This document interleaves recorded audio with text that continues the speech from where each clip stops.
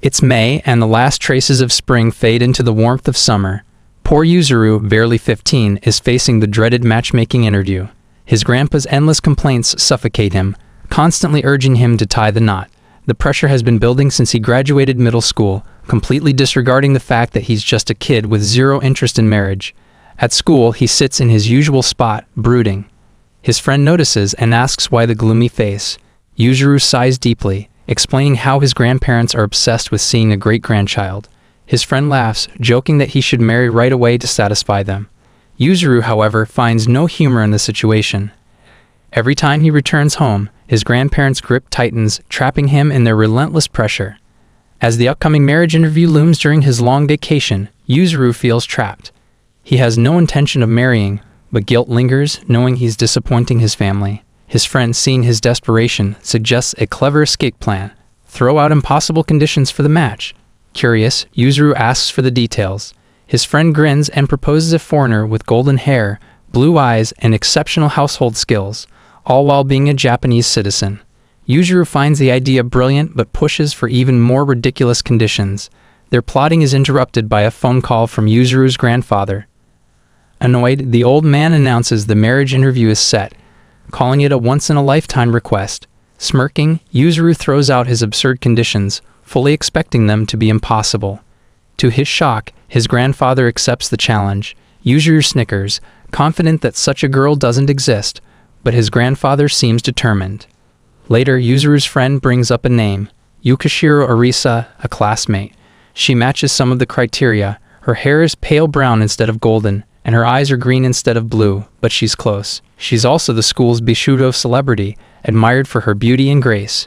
Yuzuru scoffs, thinking the idea of her showing up at the interview is laughable. His friend teases him, asking if he would accept her if she did appear. Yuzuru frowns, admitting she's attractive, but not his type. She's too perfect, too distant, like a doll with no spark of life. On the school roof, they watch her watering plants below. Yuzuru feels uneasy, imagining her in a relationship. He's convinced there's no chemistry between them, but his friend points out that personality matters more than looks. Yuzuru doesn't disagree, but his unease grows, especially as his grandparents' desperation hovers over him.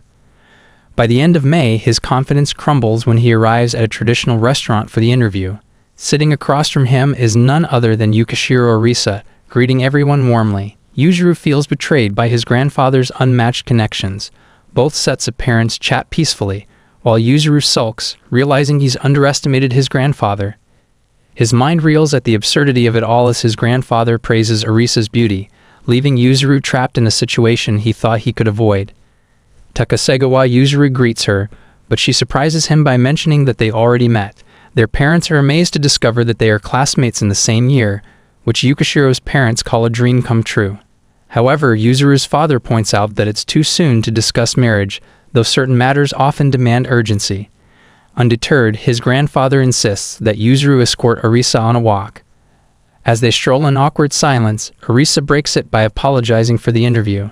She explains that her stepfather forced her into it, and that she has no interest in getting engaged. Yuzuru feels a wave of relief, realizing he's not alone in this predicament. He admits he was also forced into the meeting and even set impossible conditions to avoid it. Conditions she somehow met. Arisa reveals that her stepfather told her Yuzuru personally nominated her, which leaves Yuzuru bewildered. To make things easier, Arisa suggests a fake engagement to keep their families at bay and avoid future interviews. Yuzuru hesitates, torn between telling the lie and enduring endless matchmaking sessions. Arisa waits patiently for his response, her determination making it hard for him to refuse. Before he can decide, a yelling cat stuck in a tree catches their attention. They wonder how the cat got so high but now seems helpless. Arisa worries for the animal and urges Takasegawa-san to rescue it.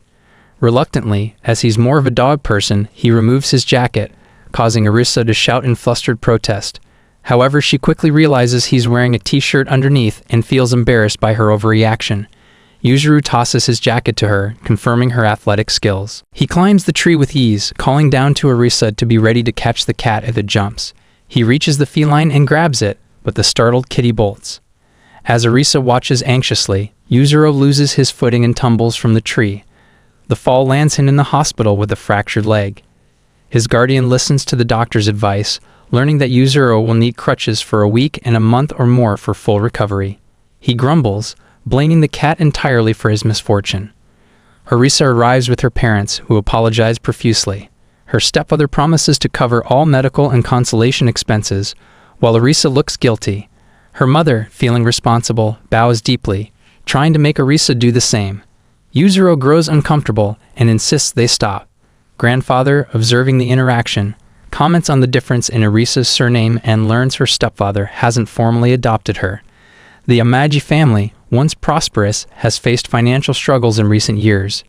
Yuzuru's parents argue that he climbed the tree of his own accord, but Yuzuru waves it off, insisting no one is to blame. As tension lingers, Yuzuru suddenly pretends to like Arisa, proposing to make her his fiancée. Arisa is stunned but softens when he winks at her. Realizing his intentions, she smiles and accepts. Their parents, delighted, cheer the happy engagement, while the two quietly share their shyness, wondering how they ended up in this whirlwind. Yuzuru and Arisa sit on a park bench, the gentle breeze carrying the faint scent of blooming flowers. She looks down, guilt shadowing her delicate features, and apologizes softly for the trouble she's caused. Yuzuru brushes it off with a wave, assuring her the fall from the tree was entirely his fault. But Arisa shakes her head, her voice trembling slightly as she clarifies that her apology isn't about the accident, it's about the engagement. Her worry spills out in fragmented sentences. She fears that when the arrangement inevitably fails, the blame will be placed squarely on her shoulders. Yuzuru watches her with quiet understanding, his expression softening as he empathizes with her position in the Amaji household. He offers her a rare, reassuring smile, promising that the burden of this situation is his to carry, not hers. As she continues voicing her fears about being forced into a marriage for wealth or control, he glimpses the heavy weight she bears. Her gratitude for his support is genuine, and when he reassures her again, some of the tension in her shoulders eases. For a fleeting moment, silence envelops them, both lost in their own thoughts until Yuzuru glances at his watch and decides it's time to head back. The next morning, Yuzuru groans as his alarm clock rings incessantly, its shrill sound shattering the peace of dawn. Begrudgingly, he drags himself out of bed, wincing as his leg twinges in protest. The 1-hour commute to school looms over him like a dark cloud. Slipping on his shirt, he reflects bitterly on how his once simple life seems to grow more convoluted by the day. Just as he's about to take a moment to breathe, the doorbell rings. Yawning, he opens the door to find Arisa standing there, her calm expression betraying no hint of the awkwardness from the day before. She informs him, with the same serene tone, that she intends to assist him until he recovers. Yuzuru blinks, caught entirely off guard by her straightforwardness.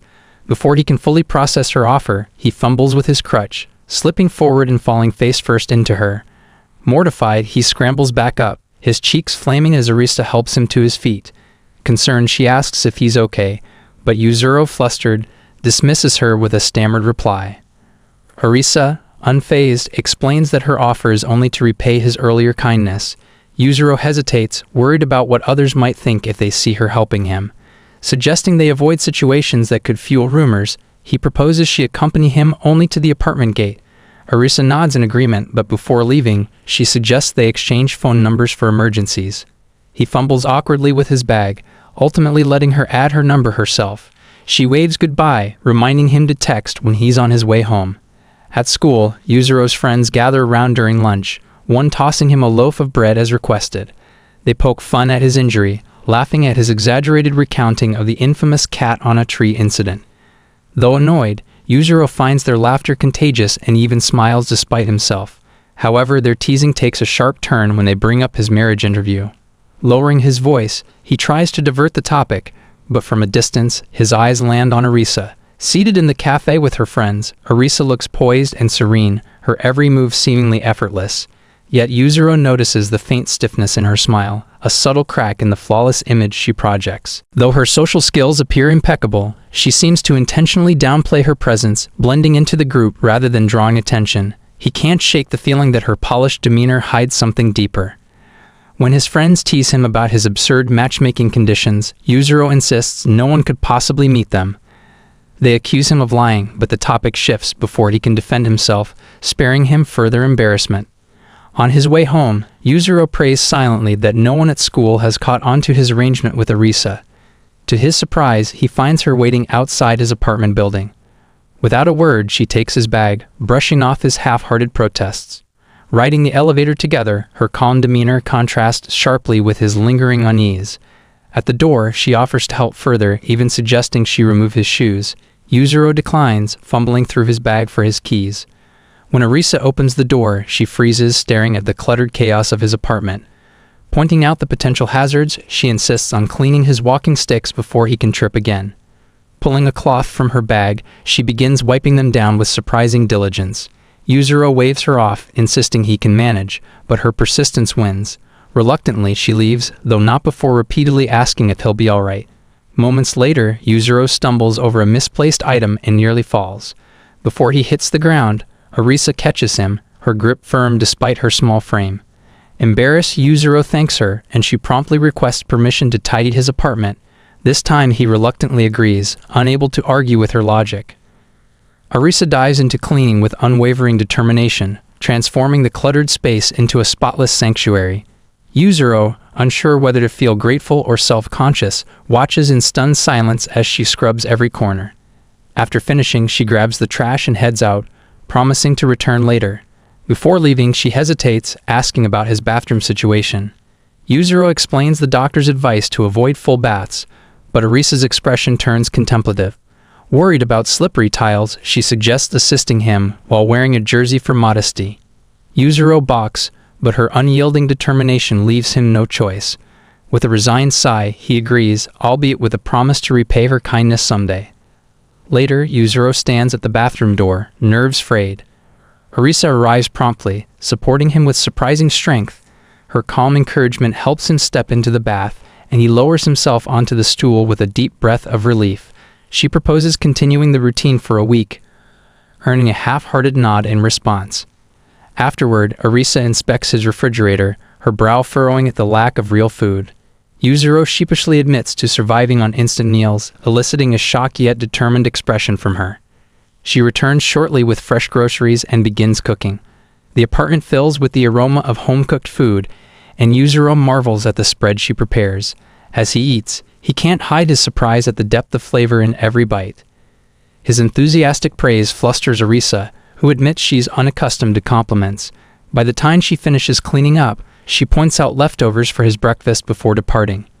Yuzuru watches her go, her thoughtfulness leaving him both grateful and in awe. Sitting alone in his now pristine apartment, he reflects on the strange but undeniable warmth she's brought into his life. Meanwhile, Arisa walks home, her cheeks flushed and her mind spinning from the day's events. The next morning, Yuzuru and Arisa walk to school together, the air around them filled with a comfortable silence. As they approach the gate, Arisa begins outlining her plans for the day, mentioning her intention to tackle more cleaning. She asks him to separate items he uses from those he doesn't. His mind flashes to the email she sent the night before, gently reminding him to tidy up beforehand. However, he brushes off the thought and simply tells her to do as she likes, trusting her judgment. With his broken leg hindering his movements, hiding items he doesn't want her to see had been a challenging task. After school, they return to his apartment. Arisa promptly requests permission to use the changing room, explaining that she doesn't want to clean in her uniform. He waves her off, telling her to make herself comfortable, but before he can voice any concerns, she's already gone. He's left bewildered by how easily she trusts him. Even while changing in a boy's apartment, moments later, she reappears, now dressed in simple trousers and a shirt. Her casual outfit gives the apartment a subtly different atmosphere, one that he can't quite describe. Arisa dives straight into cleaning the living area, her movements swift and efficient. Seated on the couch, Yuzuru watches her and can't help but notice how her straightforward demeanor contrasts with her quiet nature at school. Her honesty catches him off guard, and he realizes she's far easier to talk to when she's not putting up a pretense. While she works, she teases him about how quickly his apartment becomes messy, adding that she'll help him keep it tidy. He uses the moment to ask why she seems so reserved at school. Though she doesn't answer directly, her expression hints at a deeper reason. Yuzuru pieces together the puzzle. Arisa's mixed heritage gives her strikingly Western features, making her stand out in ways that aren't always comfortable. While there's nothing wrong with being different, he imagines it's easier for her to blend in and avoid attention. Respecting her unspoken boundaries, he silently appreciates her decision to drop the facade around him. Her candidness is refreshing, especially compared to her usual guarded nature. As she wipes down the remote, he muses aloud that interacting with her honesty feels easier than navigating social masks. Arisa pauses and asks him to keep their engagement private, even from his close friends. Yuzuru reassures her, though he recalls the possibility that she overheard his earlier conversation with them. Her visible relief at his agreement softens her features. She insists she dislikes the idea of people assuming she has a boyfriend, prompting Yuzuru to joke that her beauty might cause an uproar if others knew she was visiting his apartment. Arisa blushes at the comment but seems reassured they're on the same page. 10 days pass and his leg finally heals, freeing him from his crutch. Arisa stops visiting his apartment, and the difference in his daily routine is palpable. Another 10 days later, Yuzuru sits with his friends in the school cafeteria. Lunch feels oddly lackluster compared to Arisa's cooking. His friends immediately notice his newfound habit of eating vegetables and tease him, suspecting a girlfriend's influence. He denies the claim but admits a girl helped him during his recovery. They press him to properly thank her, but he hesitates, unsure how to proceed. Soichiro, ever dramatic, teases him for keeping secrets, while another friend offers sensible advice. Directly ask what she'd like as a thank you gift. Yuzuru praises the idea but soon finds himself caught in their friendly banter. That evening, alone in his apartment, Yuzuru agonizes over how to express his gratitude. He drafts and erases several emails before finally settling on one. When he sends it, Arisa's reply comes almost instantly. Her request surprises him. She wants to play a game she noticed in his apartment. Yuzuru smiles, her casual tone catching him off guard in a pleasant way. The next day, Arisa arrives at his apartment dressed in a crisp white blouse and beige pants, her presence understated yet brightening his small living space. She steps inside, her gaze sweeping over the tidy room. Offering a rare smile, she compliments his effort, and he feels a small surge of pride. When she heads to the kitchen, she comments on his lack of cooking skills. He sheepishly admits he's been trying to eat healthier, which earns her approval and a light-hearted remark about his progress. They decide to play a video game together. Arisa studies his collection with intense focus, her gaze flitting between titles before selecting one. Yuzuru sets it up and hands her the controller. Her awkward grip makes it clear she's unfamiliar with gaming. Yuzuru chuckles, stepping behind her to guide her hands. The proximity makes her shy, and she mumbles a quiet thanks before immersing herself in the game. As they play, she casually mentions being bullied at school. Yuzuru's chest tightens, though he isn't entirely surprised. He reassures her in his own way, imposing playful in-game restrictions for fun. Arisa refuses to be coddled, insisting on fair treatment. Yuzuru relents, teasing her about being a beginner. To his astonishment, Arisa dominates the game, her calm focus unnerving. Despite his best efforts, she wins easily. Yuzuru, though stunned, finds himself secretly pleased by her rare smile, though he hides it behind a feigned nonchalance. When he asks how she's so skilled without owning games, Arisa mentions her strict upbringing. Her mother discouraged distractions, enforcing a regimen of study and discipline. Yuzuru realizes that his apartment offers her a rare chance to unwind. Her honesty tugs at him, but she snaps him out of his thoughts by pointing out his poor gaming skills. Yuzuru jokes in return, but Arisa remains serious, critiquing his habit of buying items he barely uses. Her gaze shifts to his kitchen utensils and workout equipment. He defends himself, mentioning occasional workouts with friends. He offers to show off his muscles, lifting his shirt teasingly. Arisa quickly averts her gaze, cheeks flushing, which he finds endearing. Switching topics, he offers to make coffee. Arisa requests milk and sugar, and Yuzuru confidently sets to work. With a sleek coffee machine, he prepares 2 cups and brings them to the table along with a small box of sweets. Arisa immediately recognizes the milk's high quality and selects a strawberry shortcake from the sweets. Her first bite earns a soft gasp of delight, though the coffee's bitterness makes her grimace. Yuzuru laughs, her reaction catching him off guard. Adding sugar, Arisa scolds him lightly, earning a playful smirk in response. Their conversation shifts to his friends. Arisa listens attentively as he describes Soichiro and Ryozenji. Though unfamiliar with them, she notes their popularity among girls at school. Yuzuru agrees but highlights their contrasting personalities, drawing a whisper from her. When he tries to coax her thoughts on the matter, she shakes her head, leaving him curious and amused by her subtle hesitation. They sit side by side in the living room, deeply immersed in their video game. He decides to distract her by casually complimenting her cooking. He mentions her nikujaga soup, marveling at how the sweetness and flavor are in perfect harmony. Arisa blushes, her focus slipping from the game. He continues to talk about the soup, trying to distract her enough to win. But to his surprise, the game ends with her victory. She smirks, clearly seeing through his scheme, and comments that his compliments sounded rather forced. Yuzuru laughs awkwardly, admitting he may have overdone it, but he genuinely enjoyed her soup. Arisa, knowing her cooking is good, admits that she doesn't particularly enjoy it. It's simply something she prepares for herself back home. Yuzuru insists that her cooking is truly delicious and asks if he can have more.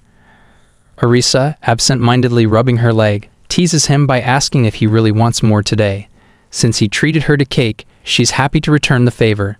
Yuzuru smiles warmly, and soon Arisa is cooking a variety of extravagant dishes, surprising him. She dismisses it, saying it's no big deal, and joking that even he could make something simple like hayako if he had fresh tofu. Yuzuru feels guilty for making her cook, but expresses sincere thanks. Arisa in return thanks him for the cake and the fun gaming session. She mentions that she cooks for her family as well, which Yuzuru already knows. She wonders aloud if her family's advice to win him over through cooking has other motives, like securing his family's assets. Yuzuru laughs, joking that she's already won over his stomach. She grins and reminds him to eat before the food gets cold. They sit down to eat, offering a brief prayer before beginning. Yuzuru takes his first sip and is stunned by the taste. Arisa didn't do anything special to enhance it. It's just her natural ability. He compliments her cooking again, reminding her to consider portion sizes. She brushes it off, saying good food speaks for itself. As Yuzuru eats, Arisa watches him with a wary look, suspicious of his praise. He reassures her, but she remains doubtful and points out there's still food left. Yuzuru eagerly asks for seconds, handing her his plate.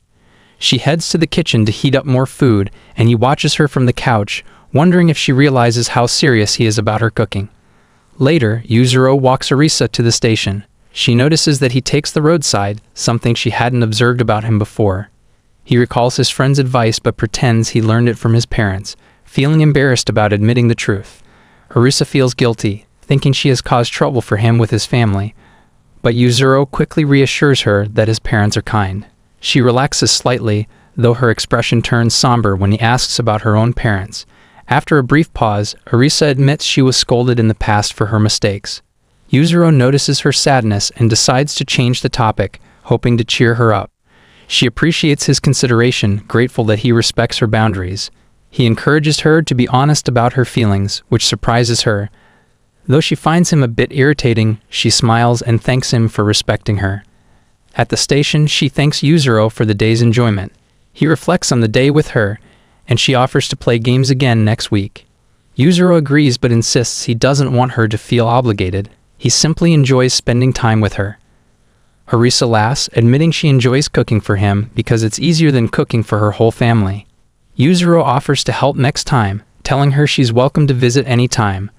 From that day forward, Arisa begins visiting Yuzuru's apartment every Saturday to play games and cook for him. About a month into this routine, Yuzuru is lounging in his living room when his phone rings. It's his grandfather, and Yuzuru immediately knows the call is important. His grandfather informs him of an upcoming event in 7 days, the birthday of a young lady from the Amaji family. Yuzuru straightens up, realizing this is tied to his engagement. His grandfather's tone is serious, reminding him that good couples remember important dates.